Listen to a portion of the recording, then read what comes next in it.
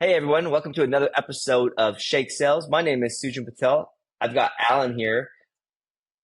Alan is an expert at and been an SDR helping founders and really helping people book meetings. Alan, welcome.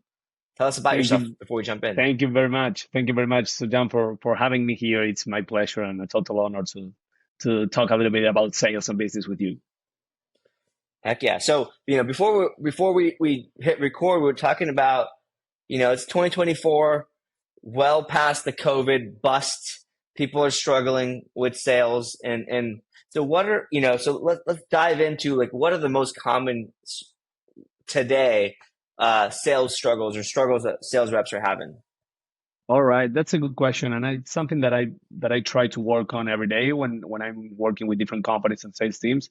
And to be completely straightforward, so John, there are two main things that I always found, and is that the first thing is that we are trained as like we've been trained in the 20s, 10s, or in the 20s, let's say in the last decade, and that Mm-hmm. is not working anymore in 2024 when we are talking about sales or outbound wise, Mm-hmm. right? So everything needs to change in terms of how we adapt our message and our skills as a seller Mm-hmm. towards this crowded space.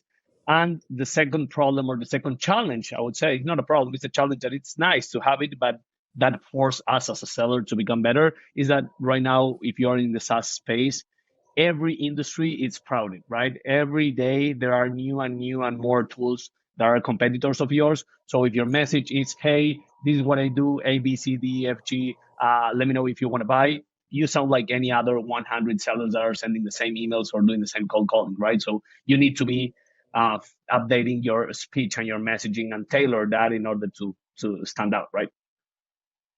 Absolutely. Yeah. That's a good point. So, I mean, two big things. You mentioned like what's working in the 2020s, like early 2020s, late 2010s doesn't really cut it anymore, right? Yeah. And I think my 2 cents is the big difference is in that time frame, everyone was buying the like bottom 50% of sellers at a company could close deals and have a decent close rate.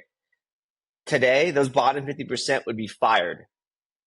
That's the difference. The economy shift has happened. And then the second thing is like the crowded space. You add but the challenge, the third challenge in my opinion here is when you combine one with two, three is really bad, right? Like less buyers or people a little bit more budget conscious, not as like heavy as a buying cycle.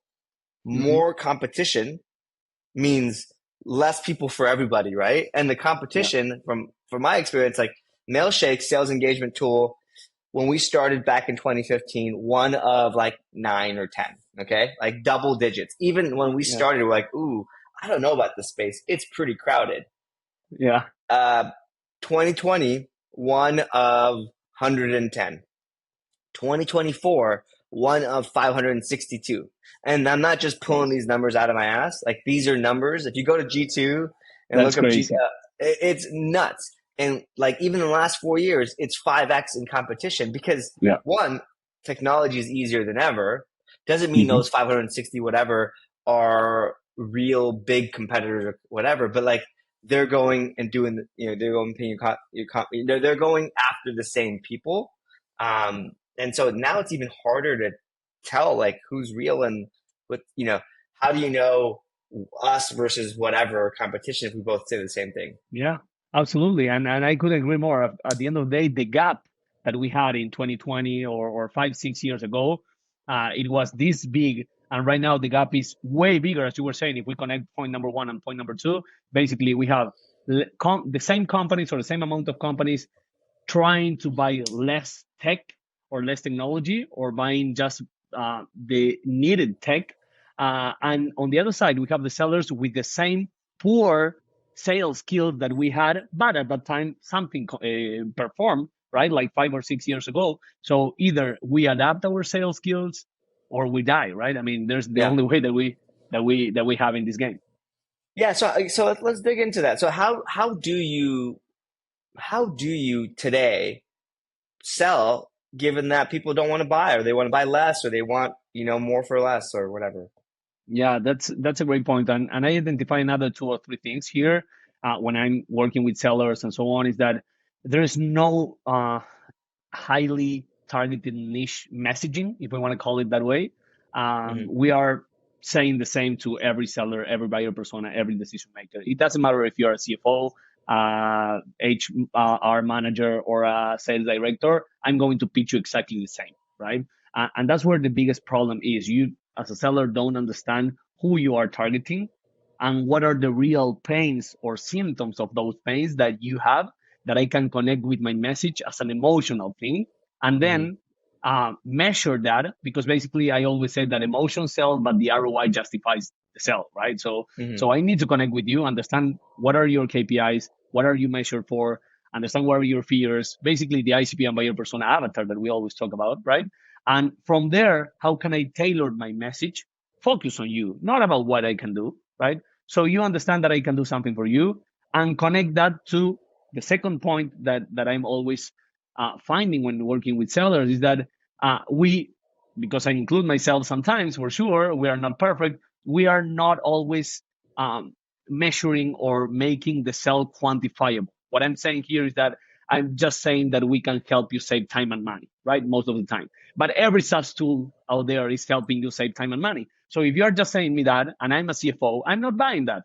Maybe I Hmm. bought that in 10 years ago, but I'm not buying that you help me save time and money. That's what any other seller is telling me in the other 15 calls that I receive every day, right? So Yeah. targeting or tailoring the message, plus quantifying the cost of action, cost of opportunity, cost of inaction, whatever the solution that you are trying to sell, it's key nowadays. And still, most of the reps has this legacy of selling the way that we sold like 10 years ago. Yeah, that makes sense. And so here's I want to dig into this like time and money factor, because this is a 2010 message that's gone on for too long. In 2010, SaaS was new ish. It was in the early, in the adopter stage, it was the early adopter side, right? So when you went to a CFO and said, "I'll save you time and money," they're like, "Hell yeah, we're doing nothing. We're like doing it on pen and paper and Excel," right? Today, so the delta between them doing nothing to technology use is like 100x benefit. Okay. Now today in 2024, 14 years later, you're going to that same CFO with a better product than what they're using and saying, "I'm going to save you time and money," and it's only a 2x benefit. And the CFO is like, "No, I'm good. 2x not worth my time." Right? So Exactly. like, Exactly. even though they might be bought into the message, the delta of value is shrunk because you're selling to people who have already adopted something. So Hmm. from something to something else, that's the real thing that makes that's what's sandbagging your value. Yeah. Man, I'm still in this explanation. This is the best explanation that I heard over the last couple of months, to be honest, and I completely agree with you. I mean, it's that's why we need to do something in terms of skills, in terms of understanding how the buyer journey or the buyer persona that we're targeting thinks and acts, right? And how we can measure that, because it's not about we are better than what you're using, and we can measure that or we can impact your KPIs in this way, but Mhm. is something for you a priority or timing wise, something that you would do right now if I'm just increasing XYZ your revenue or saving XYZ time? Because you're doing great Yeah. based on your criteria and your parameters, right? So this is key. And what you said, it's perfect. So what do you do? Like, how do you say, like, so you go to the same CFO, what do you say versus instead of time and money? That's that's a good one. And this is like a real time practice or real life practice.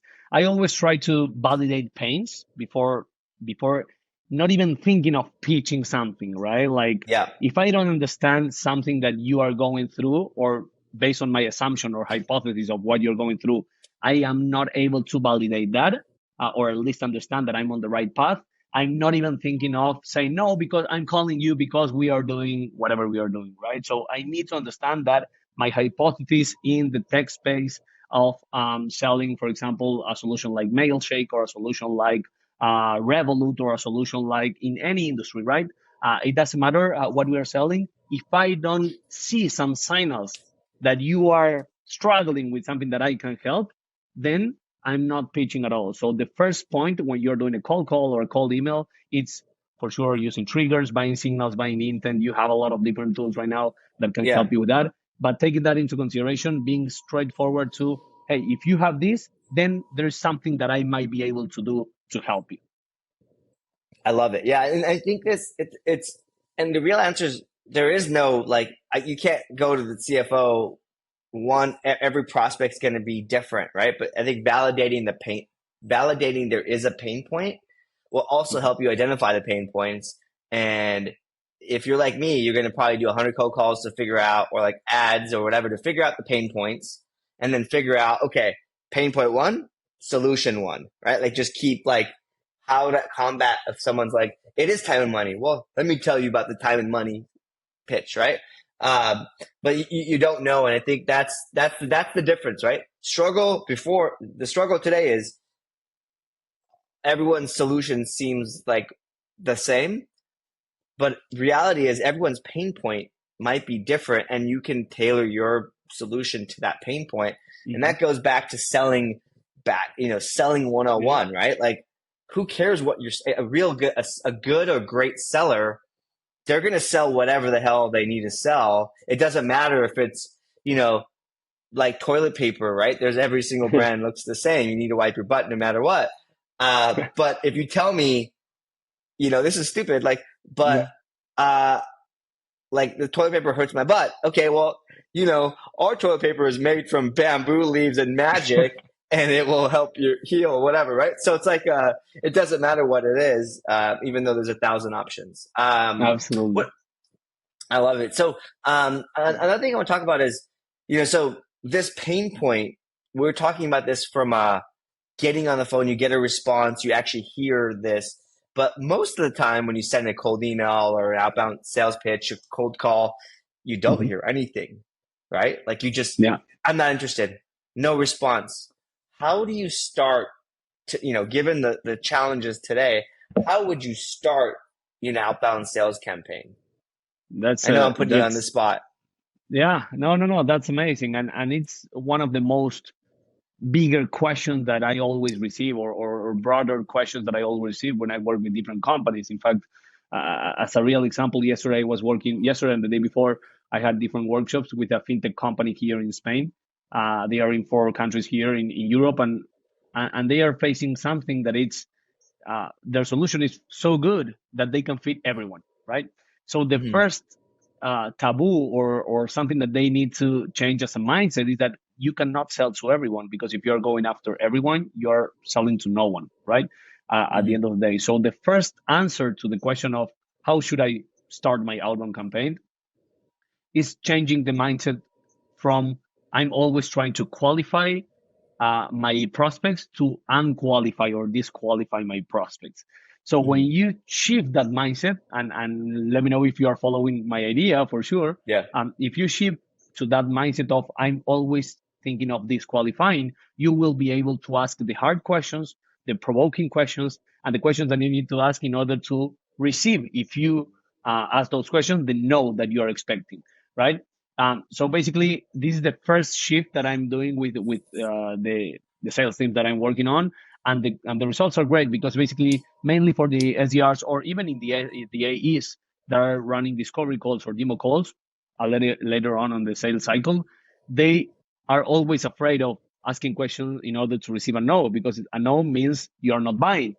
But if you're not asking that question, that doesn't mean that the client will buy or the prospect will buy either way, right? So you need to Yeah. disqualify fast in order to move forward. So this is the first thing that I always have in my mind. And based on that, we build based on our assumptions, the symptoms or pains that we think that they have, some structure that will be sparking some conversations or curiosity around the prospect, to say no, say yes, whatever, but finding or looking to have an answer as soon as possible, right? That's what we want.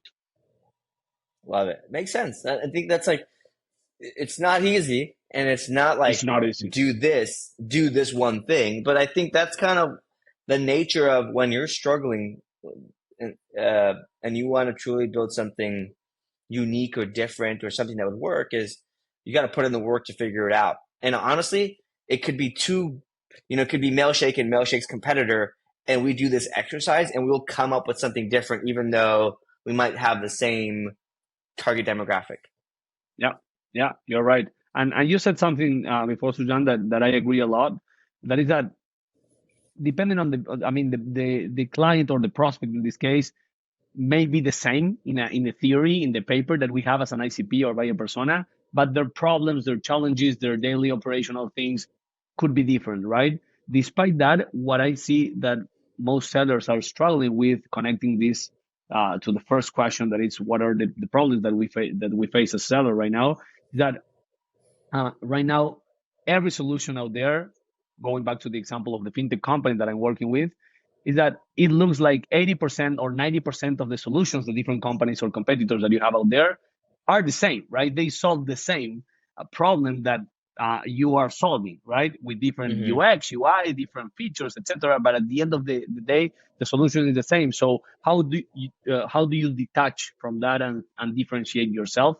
Well, with sales, new techniques, new adaptations into that, and that's why sales at the end of the day, as you were saying regarding the toilet paper, psychology will always be there, right? We are human, so Mm-hmm. if we use some human psychology, we'll be better. We will be better than the other 90% of sellers for sure. Love it. Yeah. Alan, thank you so much for joining. Where can people go to continue on kind of getting more advice from you and following along? Just so everyone knows, Alan has an awesome newsletter as well as just like dropping knowledge bombs on LinkedIn.